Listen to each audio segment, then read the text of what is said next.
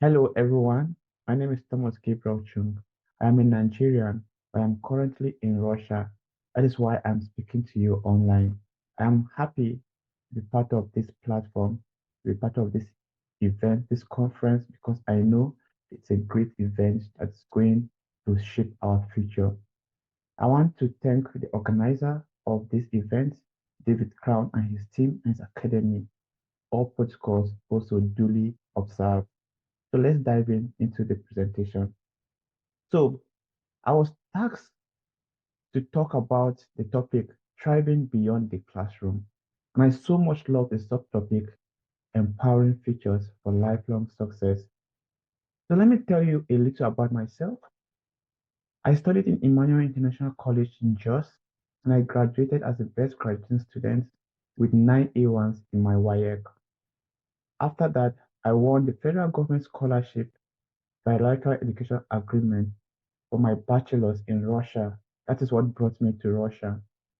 I graduated from my bachelor's with a 5.0 first class CGPA in automation engineering from Varanasi State University of Engineering Technology. That year, due to my achievements, I was featured as the face of the first ever magazine by the community of Nigerian scholarship students here in Russia. Then I got two scholarships to study my master's. So I'm currently studying artificial intelligence and technological entrepreneurship.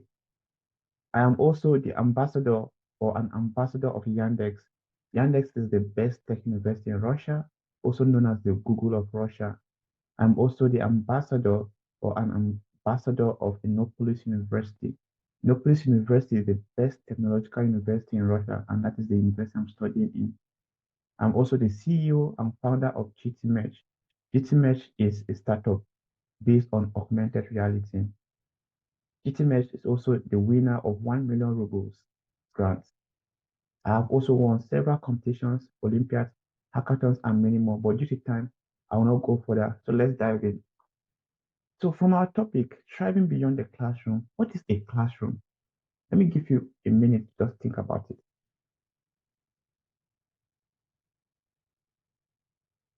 All right, so let's continue. What's a classroom?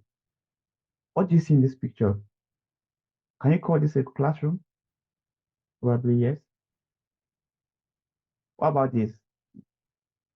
This is also a classroom, right? In fact, this is the picture of a lecture hall in my university, Innopolis University. This is how we attend lectures. But I'm not talking about those pictures. I'm not referring to them as a classroom. What I will be referring to as a classroom is a box. What do I mean by a box?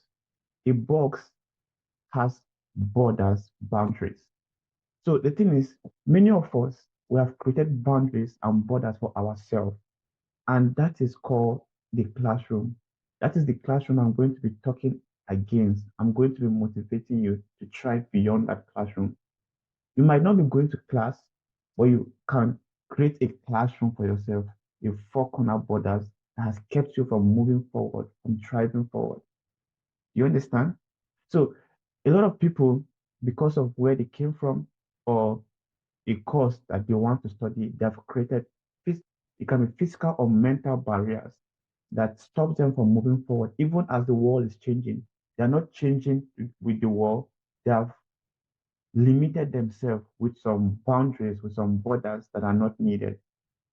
So this is the type of classroom I'm going to be talking about that we need to try beyond for us to achieve success in what we want to do. So to try beyond a classroom, there are different ways. There are different places to go into. There are different things to take part in. One of them is leadership politics. So some people might say, I am in school to study. They don't want to involve themselves in leadership. They don't want to involve themselves in politics. It's a wrong mindset. For you to try beyond that classroom, that boundary you have created for yourself, you must venture into one of these. One of them is leadership or politics in the school to influence people. Another one is research scientist. So you can be a medical student or any course you are studying. You don't just have to study only what you are being taught in that course, you can go further to make research and become a professional in that area. You're a medical doctor or you're studying medicine. You don't need to just learn how to treat people when they are sick. You can go further to make research on diseases that don't have cure. That's already thriving beyond the classroom. So I want us to understand that thriving beyond the classroom is not leaving your physical class and going to do something outside the class. You can do something within the class, but as long as you are advancing in that thing, you're already thriving beyond the classroom. Because the classroom itself is somewhere that is limited, that has borders, that stops you from moving forward. So anything that you try to do that pushes you to move forward, even if that thing is related to your academics, is already striving beyond the classroom. Another thing is entrepreneurship. You can go to start a business, go to start, solve problems for people, and receive the rewards for that.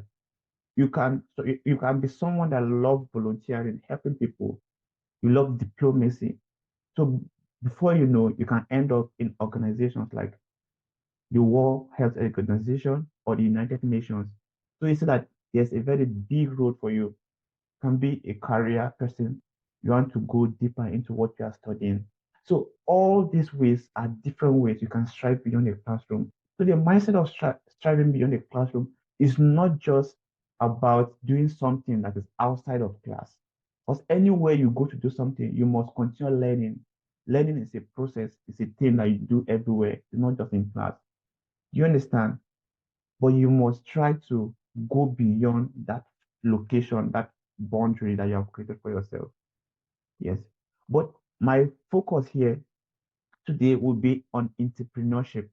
When I was telling you about myself, I told you I'm doing two masters at the same time, one in AI and the other in entrepreneurship. So yes, I'm doing a course on entrepreneurship.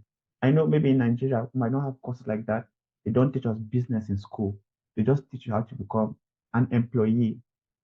But over here, there are courses. You can go and do a degree in entrepreneurship, learn how to create a company, learn how to grow this company, receive investment, sell, solve solutions, solve problems for people in the world, and get rewards for it. So I'll be talking about entrepreneurship. That's my focus. All right. So let's go on. So who are these people? You can see Beyonce, you can see Elon Musk, you can see LeBron James. Who are they? Are they entrepreneurs? Let me give you some seconds to answer. You can pause the video for people to answer.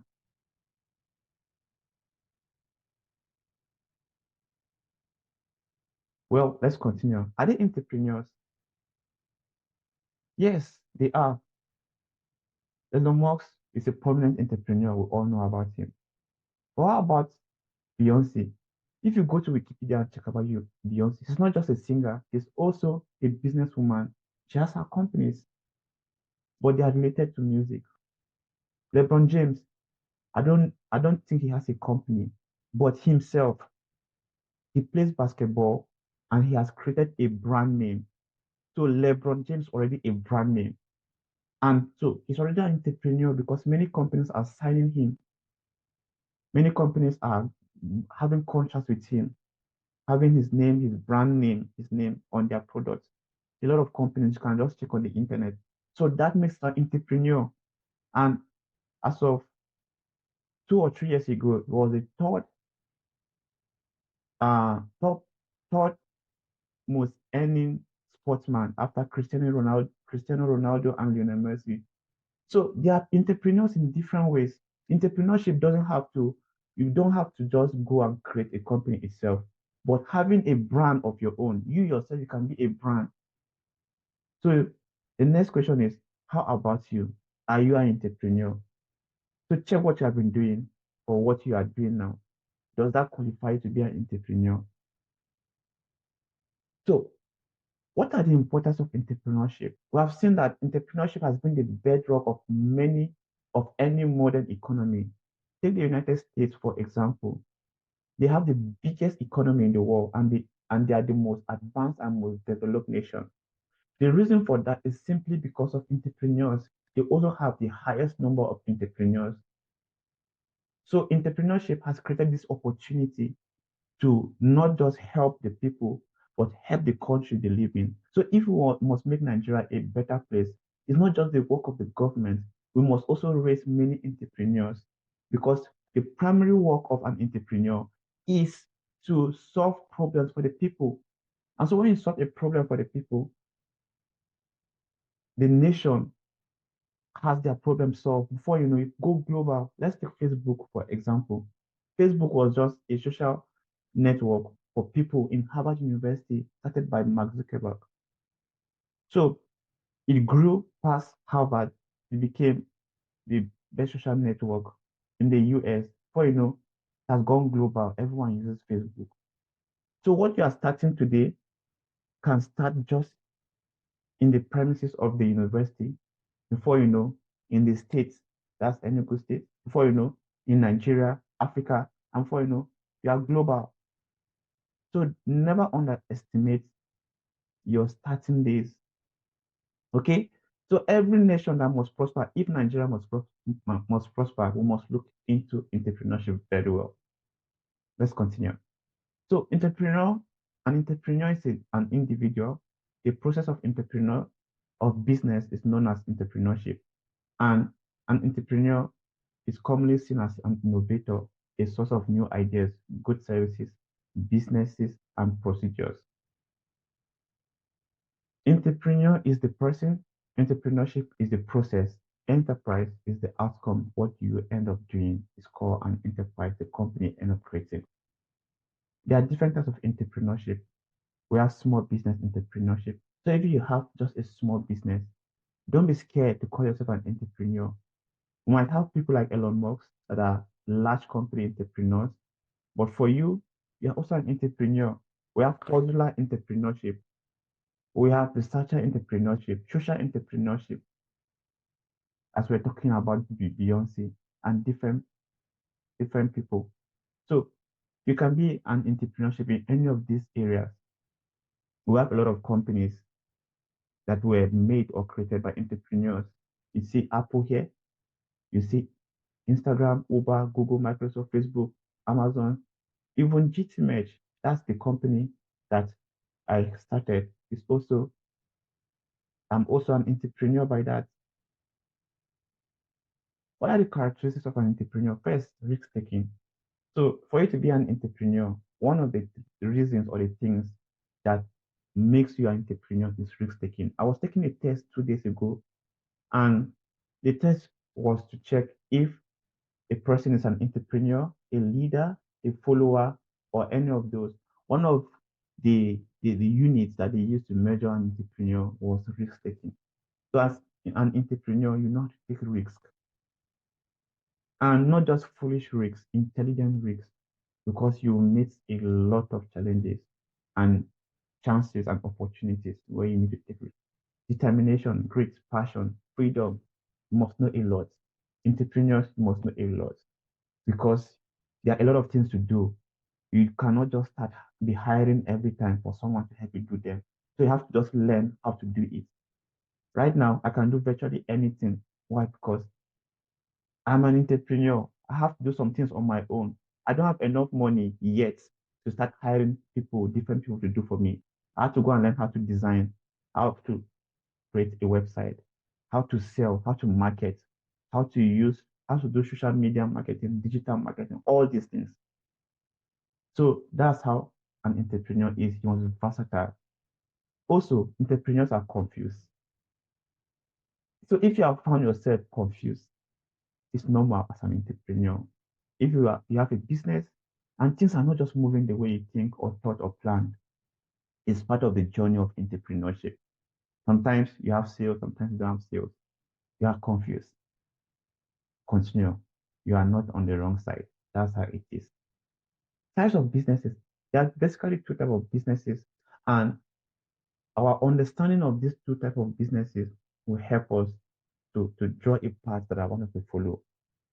Yes, because entrepreneurship, you can be into a traditional business and also a business startup. But knowing the difference and which one I want us to follow is going to help not just us, but our country. Earlier, I told you that entrepreneurship is the bedrock of any modern economy. And the United States, I took for example, and China, that they are doing very well. their economies are doing well because of the entrepreneurs they had. They chose, they are mostly focused on one of this type of business. Do you understand? So we must know which type of business grows an economy at large and the best type to venture into. So what's the difference between a traditional business and a business startup? Let me give you guys some seconds to think about it. You can pause the video and let the people answer.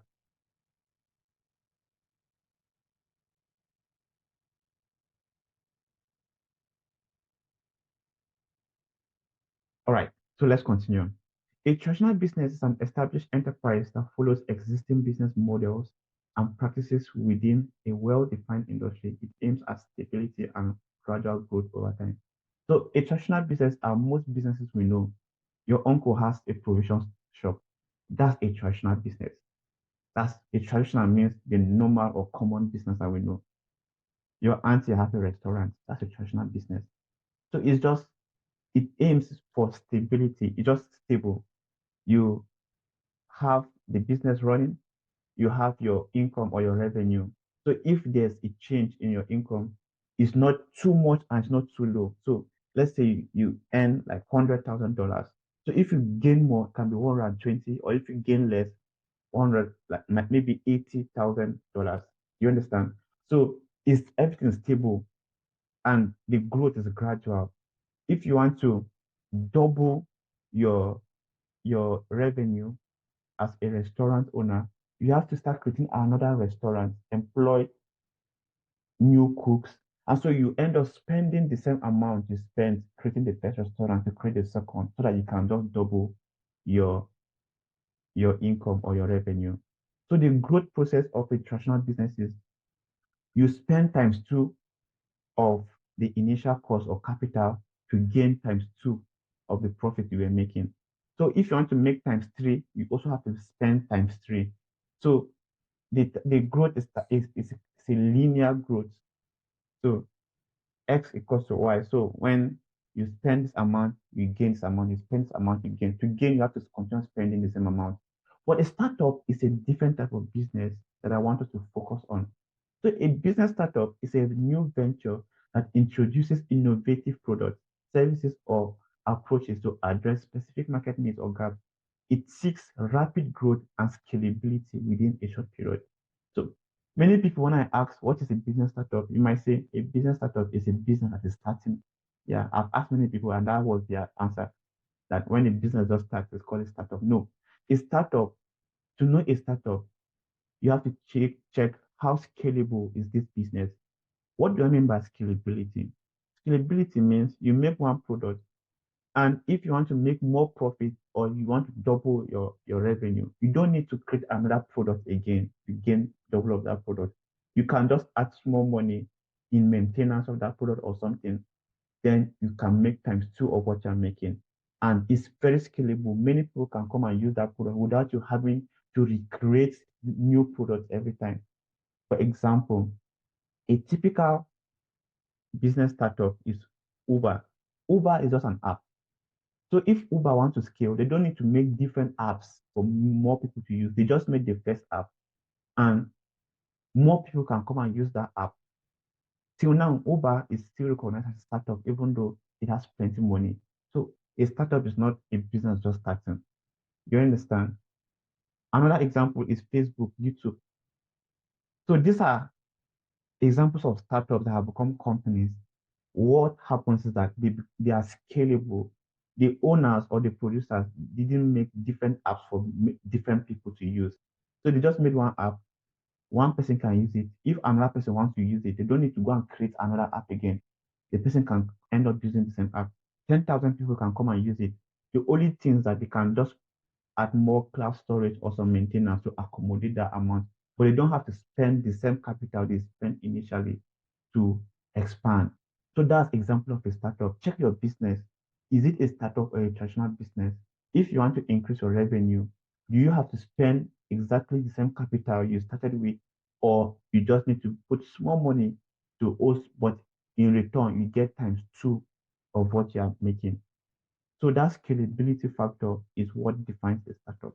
And so if we must make Nigeria's economy bigger, or we must change the way things are done, then we have to look into startup businesses. Yes. So all the things I was mentioning about America or China was because the people, the entrepreneurs there didn't focus on traditional businesses. Instead, they focus on startup businesses. And for you to do this type of thing, you must need technological approaches, because through technological approaches, you can easily make one product that can be used by millions of people. One of them is building an app. Another one is making a website, building a service. It can be any approach, but when you add technology, it helps to scale very well. And that's why most business startups are technological businesses. So you might say, I'm not a tech person. I don't know how to program. I don't know how to do this one. Don't worry. Just pay attention to the end of this presentation. Then I'll show you how you can start without even knowing how to program. Let's go. So as I told you, if you want to build a modern company with structure that will stand the test of time, receive investment, and go global, then you must build a startup, not a traditional business. Investors and government, etc., they are looking for startups to fund. You might say, I need money, I don't have the capital. Check, if you have a startup, it's easy for you to get capital without you having to use your own money. You can get funds, investment, grants. And grants money is one of the best form of money. Why? Because you don't pay back, you just get free money. It's not a loan. It's not also an investment that you have to trade for your shares. You get it for free, and that's all. Like GTMH, we won a grant, 1 million rupees. I will tell you a bit about it in the next slide. All right. No, I'll tell you about GTMH in the presentation. So, fun fact, who are these people? These are the richest men in the world. And two things to notice. One, no, three things. Number one, they are all billionaires. Number two, most of them are from the United States. Number three, most of them or all of them are were startup founders. They are entrepreneurs. So if you want to become a billionaire or you want to make a big difference or become influential, you must look into entrepreneurship. Earning salary alone is not enough. Even if you are earning $100,000 a year in Naira with the exchange rate that is like 1,600 as of today, that means if you convert $100,000 to Naira, it's like 160 million Naira. 160 million Naira per year. How many people in Nigeria are receiving up to that? Not many. Do you understand? But upon that, if you are receiving that amount of salary, you can never become a billionaire, even if you are going to work for 70 years. You understand? So 70 times 100,000, that's how many? That's $7 million. You are still a millionaire. That's if you don't want to spend your money, you just keep it, save it. After 7 years, 70 years of work, which is even difficult, because most people have to retire, you will not still become a billionaire. And that salary is already very high. So you see that with salary, you can never become a billionaire. And there are certain ways you cannot influence the world. But if you really want to influence the world, you must go into entrepreneurship. And one type of entrepreneurship or one type of business to start is a startup business, because you just spend your effort the first 5 to 10 years creating a particular product. When that product blows or scales, you don't have to do anything again. Other people will be working for you. And as the business is growing, your money is there growing because you have shares, 30% or 10% shares. When the company becomes 1 billion company, 10% is already 100 million without you having to do anything again. So you see, that's how many of these people became billionaires. So this is GTMesh. GTMesh, what we do is we use a technology called augmented reality. I don't know how many of you know augmented reality, but that's one of the newest technologies, the newest trends in technology, when you can add digital images to your current environment. So we're using it in gifting, making gift packages, and not just gifts, but we have a lot of places to use it in. But right now we use it in gifting. Yeah. So this is our website. You can just go and check about what we do. So the name of the website is gtmesh.global. The reason it's .global because We want to launch into many countries. Currently, we are registered here in Russia as a legal entity. We are registered to have our office here in Russia. Our working on registering in Nigeria. In fact, we have our representative in Nigeria already working on the registration. By the time you're watching this video, the registration might be completed by then. And so we also need ambassadors and contractors, people that will be working with in Nigeria. So if you're interested in becoming our ambassador, then you can write to Crown David, the organizer of this event, then you send your contact to us. We will sign agreement and contract. We'll tell you the benefits of being our ambassador, and we'll tell you the tax you need to be doing for us. And we start work. So we are registered here in Russia, and I told you that we won a grant of 1 million rubles. As of today, 1 ruble is equals to 16 naira. So 1 million rubles is approximately 16 million naira. So we won 16 million naira without even giving us shares. And it's not like a loan or investment that we have to pay back. It's for free. We have been given the money to push what we are doing. Why? Because we are working on a startup. It's a technological startup that is very scalable. It can grow to become a big company. Yes. So these are the advantages of a startup, of businesses, entrepreneurship, and startups. And so with our technology, we make photo frames that when you scan with your phone, the video can start playing from the picture. So it can be done on photo frames, can be done on albums, on magazines, banners, even graduation packages or birthday packages, anything that can have a picture. We can put our QR code, and when you scan, the video begins to play. Even advertisement materials, even um, anything that you can think about. Yes, so we're into that. Or you can write us on Telegram or anywhere, or on Instagram. You can check for us and write us to know about what we do and be part of what we do. So let's continue. So this is my contact. You can contact me at gabrielchung50@gmail.com or at gabrielchung through Telegram. How do you create a startup? First, team building. The reason for team building is because you need a startup. You cannot do everything alone. You need someone to be a designer, someone to be a marketer, someone to code, a programmer if you cannot code. Because startups are mostly technological. And for you to scale, you need a product. So the best thing is to first create a team. If you first have an idea before creating a team, your idea is only limited to you, and your team might not see that that idea is feasible. So the best way is getting like-minded people that can do what you cannot do. Someone that can design if you cannot design. Someone that can sell, a marketer. Very important is CEO. They call them the hustler, that's the CEO, or the marketer. Then we have the hipster, that's the person that's the designer. Then we have the hacker, that's the programmer. So triple H, hustler, hipster, and hacker. So look for if you are a hustler, look for your hipster and hacker. If you are a hacker, look for your hustler and hipster. If you are a hipster, look for your hustler and your hacker. So it's good to have someone that can design the product, someone that can program the product, and someone that can sell. So you look which one can you do very well. Then look for two other people. These are the basics for forming a team. Then go and think about the different ideas you have. Because you might think you have an idea that's a business, but that problem you're trying to solve might be only limited to you. So when you think about it in a group, it brings out the best idea from everything. It filters out a lot. Then market research. For you to know that that is really a big problem, you have to go into market research, check if people are also suffering from that problem. Because building a startup or entrepreneurship is all about solving people's problems. Then you go to customer development, go to your potential customers. Is it children? Is it poor people? Is it rich people? Ask them if this is really a problem. Let's say you're a business about collecting garbage for rich people.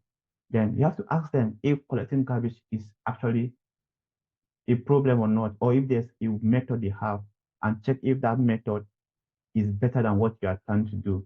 So after you have done these four processes, then launch. When you are sure that's a feasible business, launch very fast. There's no need to waste time.